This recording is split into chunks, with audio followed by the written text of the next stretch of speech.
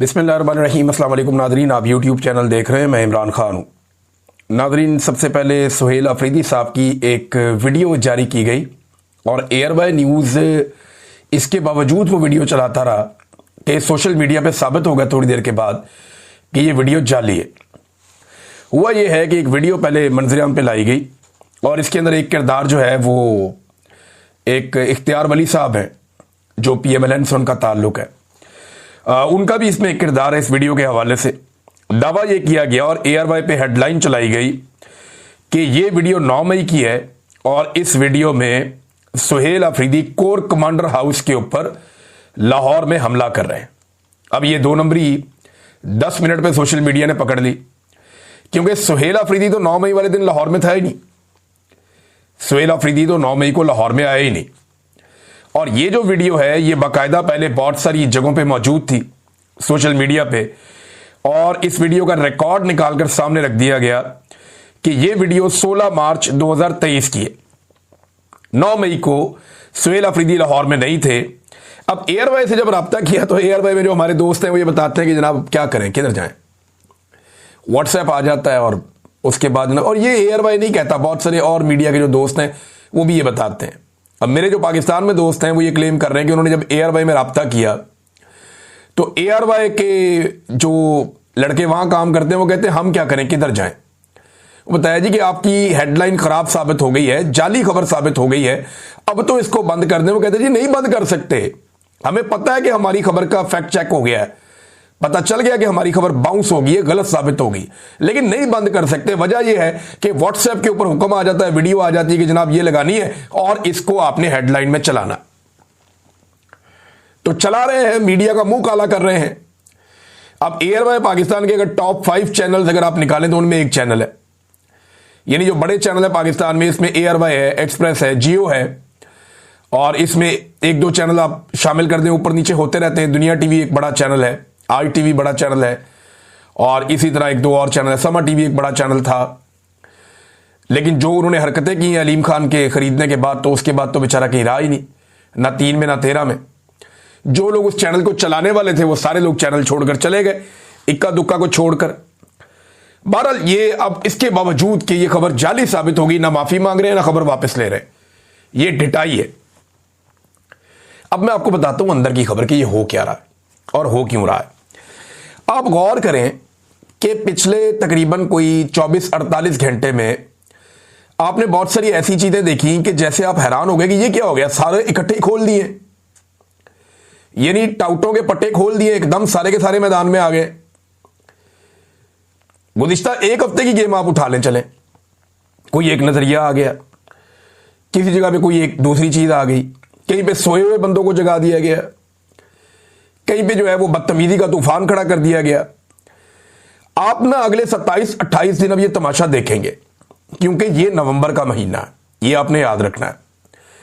रोजाना आपको नई नई खबरें मिलेंगी, अजीबोगरीब कहानियां आप सुनेंगे, कई स्कैंडल्स बेनकाब होंगे, ऑडियो वीडियो से भी खेला जा सकता है, क्योंकि ये महीना आर्मी चीफ की एक्सटेंशन का महीना होता है, उनकी नौकरी के फैसले का महीना होता है, और ये बड़ा तूफानी किस्म का महीना होता है पाकिस्तान में।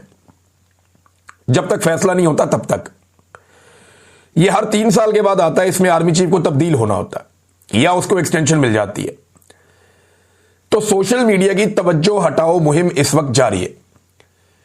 इसके लिए रोजाना आपको नई खबर, नया नजरिया, नई पार्टी, नई चीजें आपको रोजाना फीड की जाएंगी, तवज्जो भटकाई जाएगी। खवातीन के साथ जो है जिस किस्म का सलूक वो शेर अफजल मरवत ने और वो तलत हुसैन ने, इन लोगों ने जिस किस्म की गुफ्तगू की है, एक खातून सहाफी के बारे में, डूब के मर जाना चाहिए इनको, बेशर्मों को।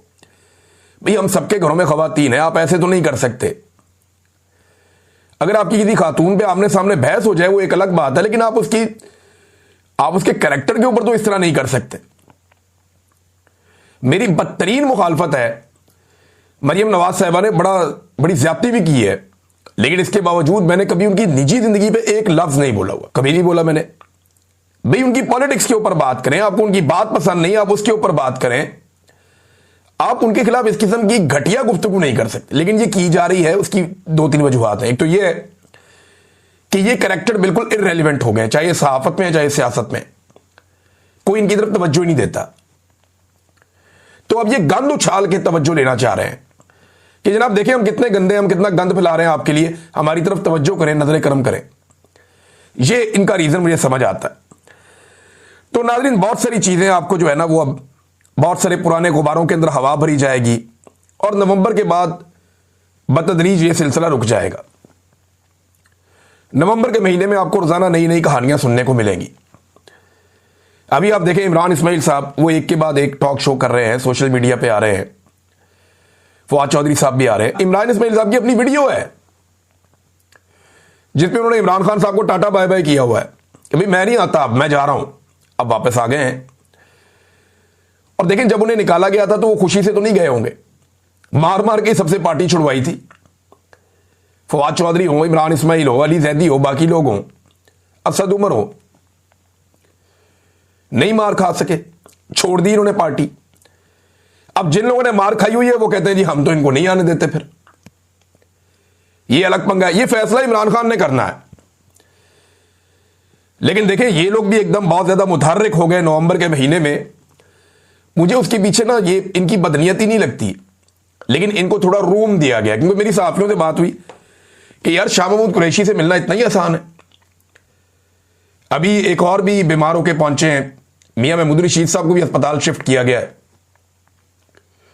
क्या इन लोगों को मिलना इतना आसान है?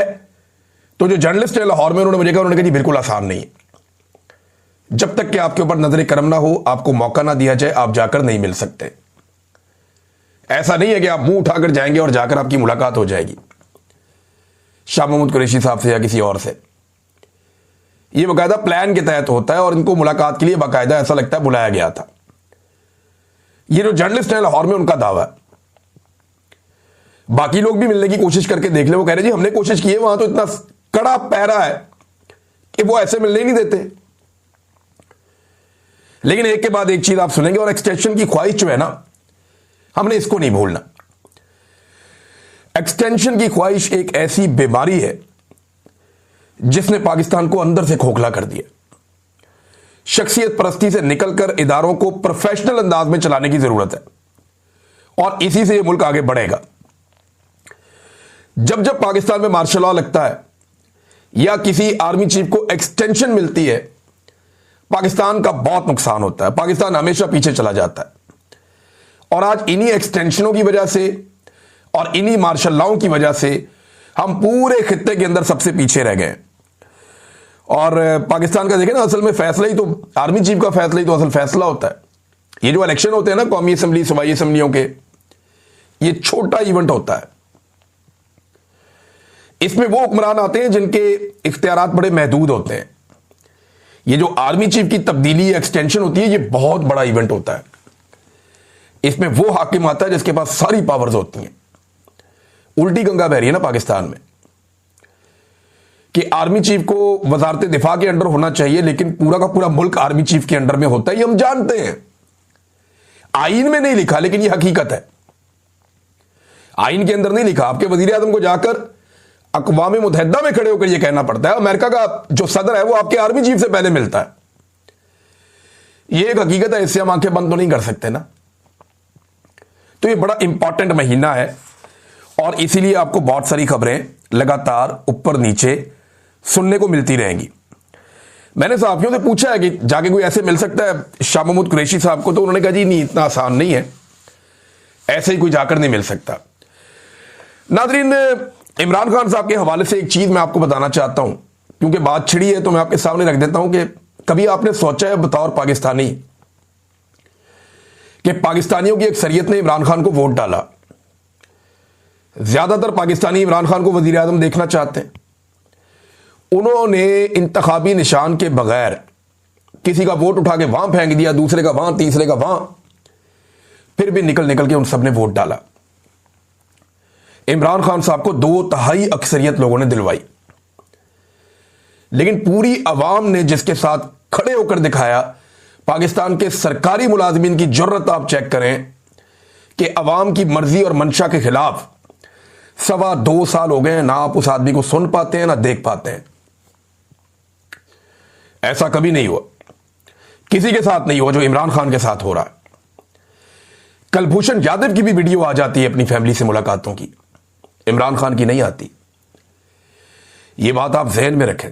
पाकिस्तान की मिलिट्री एस्टेब्लिशमेंट ने यह तय कर दिया और उन्होंने कहा कि वो ये करके दिखाएंगे। पाकिस्तान की अवाम बेशक पूरी इमरान खान के साथ खड़ी, लेकिन चंद सरकारी मुलाजमीन की अब जुर्रत देखें कि 2.25 साल हो गए पाकिस्तान के सबसे बड़े लीडर को ना अवाम को देखने दिया, ना सुनने दिया।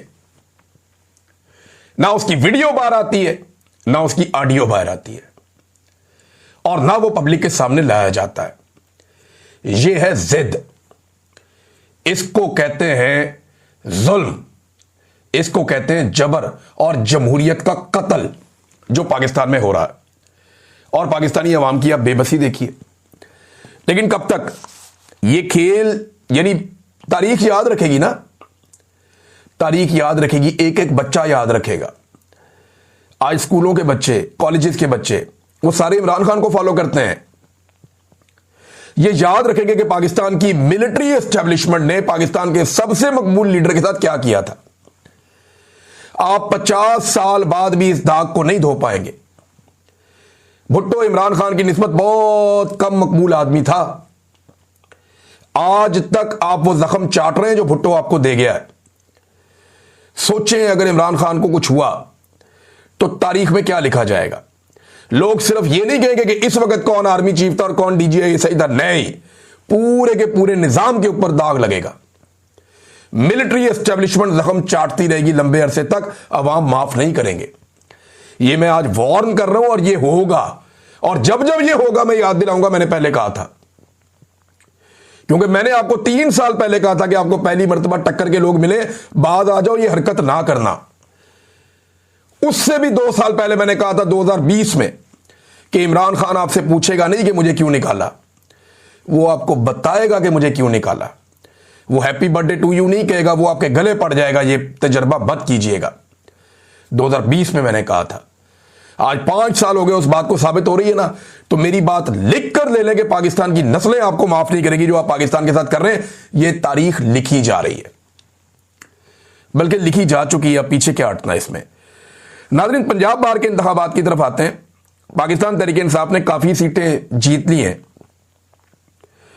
मेरी कुछ सहाफियों से बात हुई, वो कह रहे हैं अभी रिजल्ट मुकम्मल नहीं आए, लेकिन दूसरी तरफ भी सीटें जीत रहे हैं जो तहरीक इंसाफ के हमायती उम्मीदवार नहीं है, वो भी जीत रहे हैं। और पाकिस्तान तहरीक इंसाफ बहुत बड़ी कामयाबी हासिल कर लेती अगर हामिद खान ग्रुप और ILF के बीच में इख्तलाफात पैदा ना होते। तो ये मुझे 2-3 जर्नलिस्ट हैं जिनसे मैंने बात की, जो अदालतों को कवर करते हैं, जो इलेक्शंस को कवर कर रहे हैं, उन्होंने ये कहा कि इमरान साहब बात बड़ी सादा है।